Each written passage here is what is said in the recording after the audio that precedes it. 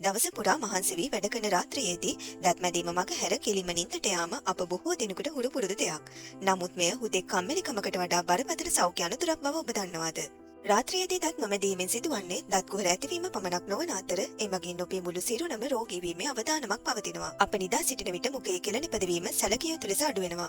කෙළ යනු මුඛය පිරිසිදුව තබා ගැනීමට උපකාරී වන ස්වභාවික ආරක්ෂකයෙක්. නිින්දදී කෙළ හිඟවීමෙන් මුඛය තුළ බැක්ටීරියා ගුණ නැවීමට සුදුසුම පරිසරයක් නිර්මාණය වෙනවා. මෙම බැක්ටීරියා විදුරු මස් අතරින් රුධිරයට ඇතුළු වී මුළු සිරුර පුරාම ගමන් කරනවා. එමෙන්ම මුඛයේ ඇතිවන ප්‍රදාහයන් හෘද රෝග සමග ඍජු සම්බන්ධයක් ඇති බව විද්‍යාත්මකව තහවුරු වී තිබෙනවා. රුධිරයට ඇතුළු වන බැක්ටීරියා රුධිර නාල ඉදීමට සලස්වන අතර එමගින් රුධිර නාල අවහිර වීමේ අවදානම ඉහළ නංවනවා. මේ අවසානයේදී හෘදයාබාධ දක්වා දුරදිග යා හැකි. මුඛයේ සිට පැමිණෙන රසායනික ද්‍රව්‍ය සිරුරේ ඉන්සියුලින් ක්‍රියාකාරීත්වයට බාධා පමුණවනවා. මෙහි ප්‍රතිඵලයක් ලෙස රුධිරයේ සීනි මට්ටම පාලනය කිරීමට අපහසු වන අතර දියවැඩියාව ඇතිවීමේ අවදානම වැඩිවීමක් සිදු වෙනවා. ඉතින් ඔබ කළ යුත්තේ කුමක්ද? රාත්‍රියට විනාඩි 2ක් දත් මැදීම සඳහා වෙන් කරන්න. ඒ ඔබේ සිරුරේ සියලුම ඉන්ද්‍රියන් සුරක්ෂිත කිරීමට කරන ආයෝජනයකි. දත් බුරුසුවකට ළඟා විය නොහැකි දත් අතර රැඳී සිටින ආහාර කොටස් ඉවත් කිරීමට ෆ්ලොස් කිරීම ඉතා වැදගත් වේ. මතක තබා ගන්න. රාත්‍රියට දත් මැදීම යනු දත් සුදු කර ගැනීම පමණක් නොව ඔබේ ජීවිතය දිගු කර ගැනීමකි.